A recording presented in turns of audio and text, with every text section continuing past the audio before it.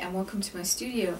Today I'm going to be doing a video on how to sew the beads onto your gourd, and we're going to show you how to do this little style here. And what I am using today is a canteen gourd, and I've sewn off the top and also the bottom, and then after I get done I will put a bottom of leather or something like that. You could even use a piece of wood slab or whatever you'd like. If you wanted exactly, we'll just put the leather right over and glue that on to make it a nice vase. I've also done the oil paint sticks as a background on this, and there is a video on those, and I varnished it and have completed that. So what I did after I varnished it is I came in and I drilled my holes, and how I did that was when I'm using doing holes, I always use a Dremel instead of a drill. It is so much easier, and if you get a flex shaft, that way you can just come in and drill your holes just like that. Now what we're going to do is, you want, the more the gourd turns or the design turns, the closer you need to kind of keep your holes together. And for this I would not go more than an inch apart. You maybe could go a little bit more if you used a little bit bigger beads, but you want to come in and we're going to drill our holes in, and we're going to put two fairly close together and then a wider space, and two fairly close together and then a wider space and two fairly close together, all the way to the end. And you can end with one or two, it doesn't matter, either one of those is fine at the end. So I just kind of came in and did that in a spiral pattern, kind of following a design that I had put on, and then also did it on the sides as well. So to do this today, I'm using seed beads. And you could use larger beads, that is fine, it doesn't matter. If you're going to be using larger beads, you could use a little bit larger drill in your Dremel. If you're smaller ones, you want it so you don't want the drill bit so big that your holes at the beads would slip through them. You want to make sure that they fit, but you want to make sure that they're big enough that your needle and thread can go through the hole just fine. But you're probably going to need a real small bit, so that's real important as well. So I chose these glass beads. Now these I just picked up at Walmart. These are inconsistent in size, but it doesn't matter because of what we're working on. They don't have to be perfectly uniform, so the cheaper beads are just fine. That's no problem at all. And today I am not going to be using the sinew. A lot of you have seen my beading videos and techniques, and I use the sinew. But because we come back and go into this so much, it's going to fray so much and split so much, we want to make sure that we're not going to use that. We're actually going to be using a fire line, and we're going to be using 6-pound tests. And you can find that at Walmart, at the fishing stores, and you do want to make sure it is a fire line. It is a little bit better quality. And when I'm doing this, I like to do as much as I'm comfortable with, because you're going to use this up fast, and I probably do at least 2 yards or 6 feet of this at one time. So I'm going to go ahead and take that off of my, I'm not quite pulling that much off here. I have found it a little bit hard to cut, and if you use like your clippers, sometimes that works really well. But we're going to be using today a bead embroidery needle. Now the beading needle is thin, so it'll go through the beads, but the embroidery needle is shorter and than most of the beading needles, and it's a little bit thicker so it doesn't bend as easy on you, and it's easier to work with in this project. Another thing that's really important is you have to have a gourd that is big enough that you can put your hand and work your needle in and out of it. If you can't get to it with your hand, you're not going to be able to bead it. So that is really important when you're considering doing beading on a gourd. A round one would probably even be a little bit easier than what this is right here. So once we put our needle on, and I'm going to try to do this without my needle because I spend half of my videos trying to thread my needle. So we'll just see if I can stick this right through a bead here. We're going to make our bead our knot. One of the reasons is because our holes are bigger, but we want that a knot may not secure it. So we're going to put a bead as part of our knot, and we're going to do a surgeon's knot. So you loop it through once and you loop it through twice and you pull it, and then you're going to loop it through the opposite direction one time, and that is a surgeon's knot.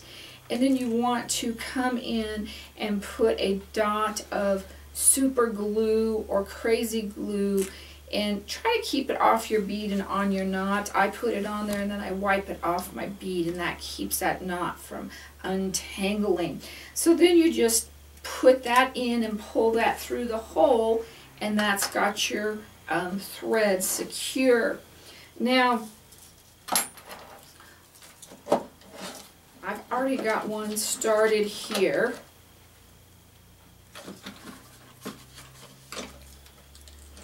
So we're going to continue it, and if you just started, you would just pull it through the farthest hole up here and then bead your beads down to this first one here. So what we're doing,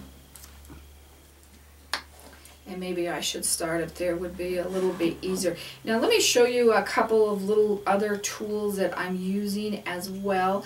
I am using a needle grabber, and this came from the Country Seat, and I will put that information up on the videos as well when I'm done.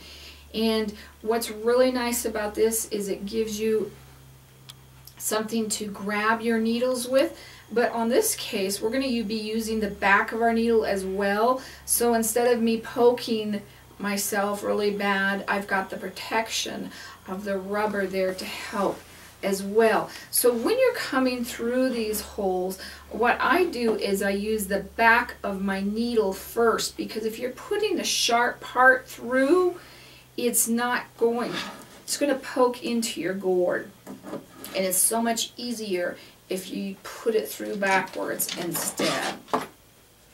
Now try and keep all of this from getting tangled, and I probably shouldn't have use this one because I had just thrown it all in there and kind of made a mess out of it. Let's see if we can untangle it.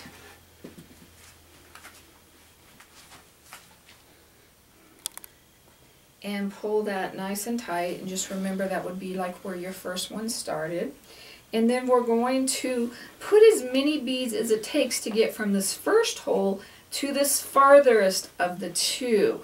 So I try to put on about 5 for what I've got right now, and then I take a look at it. So I have 5 beads on,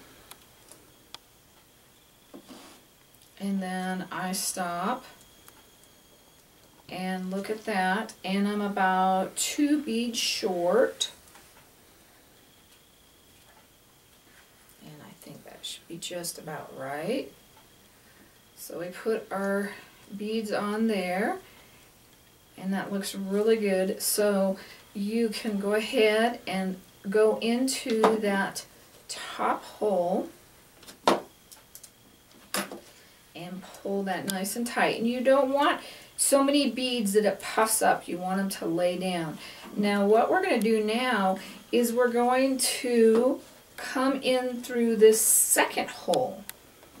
Just above that first hole we went, and again I'm coming through with my second part the back end of my needle.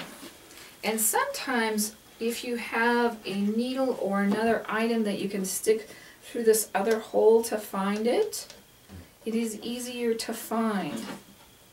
And I'm not going to lie to you, this is going to take a little bit of time. I've been working on this for a while now. And what I put beside my chair is actually a toothpick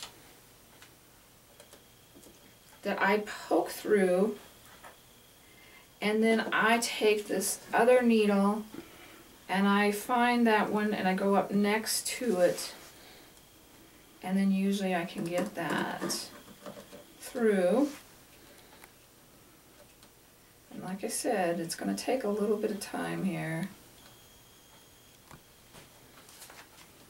It's always fun in these videos when I can't get it to come through, but now you're going to know, you know, what you're working with. And like I said, I think a round gourd with a larger opening on top would be so much easier. Come on, little guy, what's giving me the problem here? Especially if you could see it.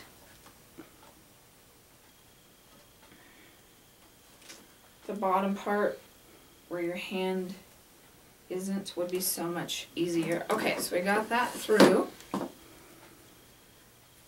So we're going to pull that nice and tight. Now what you're going to do is you're going to lay this over to the side, and wherever your beads go to straight across, you're going to go through them again.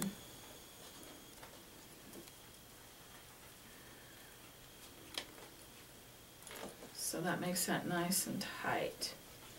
So you're going to start to get those secure. Now you can see why you don't want to have really big gaps between them, because the more you do, the more movement or play it's going to have between the two. And I know I need quite a few still, even on this.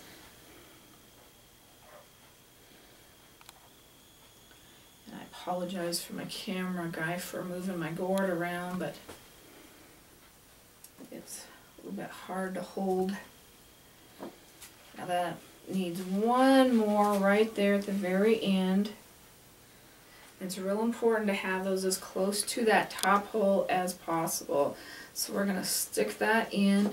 And then what I've done sometimes as well is right when I stick that in and I can kind of feel right where that's coming out, that hole isn't much above that. So sometimes I'll just go ahead and look for that second hole just right there at the same time instead of pulling that all the way through. And that's another little kind of trick to get finding that second hole just a little bit easier. But of course when I'm doing the videos, nothing wants to come easy.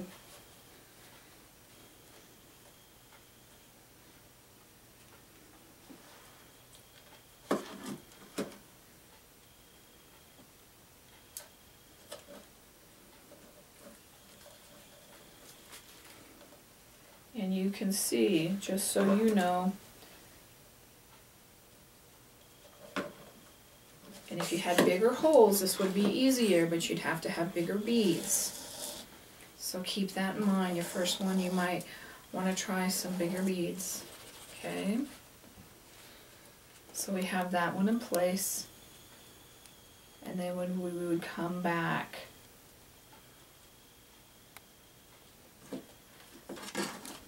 through wherever the beads meet up with that second hole. Usually it's going to, on seed beads, it's going to be about 2 beads. And if you were doing bigger beads, you might want to keep that in mind. If you have 2 sets of holes, you may need to pull them out just a little bit bigger to meet the bead size. Okay, I wanted to talk to you about starting a new, if this was getting really small and you needed to add more of your thread on, I wanted to tell you how to do that, because you're going to have to do that a few times as you work your way around. So I tried to tie it on the inside first, and I thought, what the heck am I thinking? Don't go shorter than 6 inches leave that at least 6 inches long so you have your one to tie it on to easier. And if I had taken a round one, this would be so much easier even to show and hold for you. So what I did was I did again the surgeon's knot 1, 2 times over, and then loop that down as close to that as you can hold it, and then go the other direction, 1 loop over the opposite direction. And all of your beading people use the surgeon's knot. And for some reason, for a while there, I was thinking it was a sailor's knot. And pull that nice and tight close to your beads. All right? So what we're going to do is come in, add our super glue or crazy glue right there. Let that glue, wipe it off, make sure it's not on your bead, and then cut your tails both together so we can thread them together. Now the one thing that is a little bit hard with the fishing line is you kind of get a flare up at the end of your thread. It's not a nice smooth clean cut like your other threads. It kind of is, where you cut it, it kind of has a little bit of a head to it, I guess, so it kind of gets big. So all we're going to do now is take these and we're going to pull this through, and what we want to do is pull this through so tight that it puts our knot underneath in the back. And then we're going to take our thread, our new thread, put the needle on it, run it through that hole,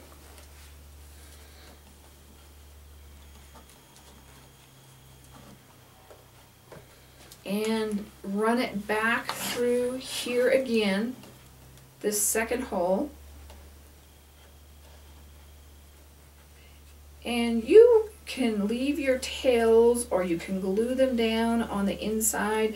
When you're working with things like this with a lot of tails, I like to Mod Podge paper or material over something like that in the front of it.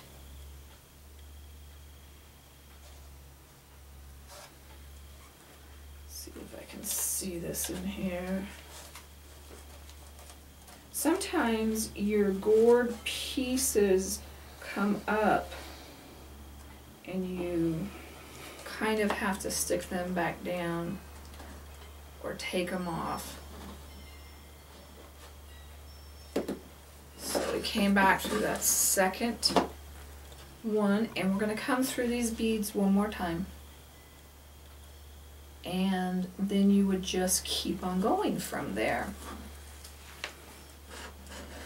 Now when you got to the end and you were completely done, I would come through your bead, tie your knot off, glue it, cut your tail, and in that down inside the gourd so that you have that nice and hidden. But that is how we're kind of sewing all of these on. I'm going to come in here and make some type of beaded design, and that's one thing I like with the canteen gourds where they dip. You can put something right there and it looks really neat. I'll probably incorporate it with the beaded coil part as well.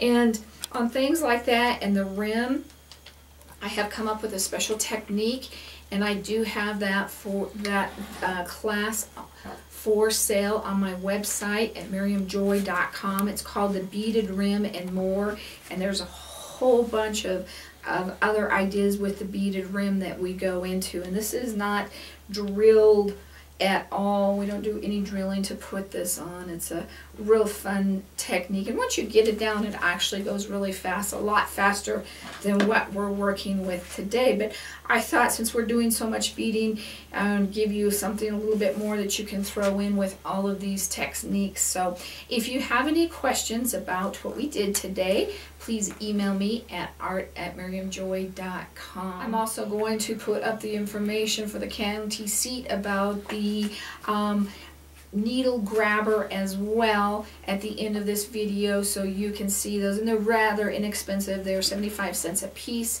and you can buy 12 or more, so it's in your best interest to buy 12 or more, because you'll love that you really like using them and want more of those. So thank you for joining me today. God bless.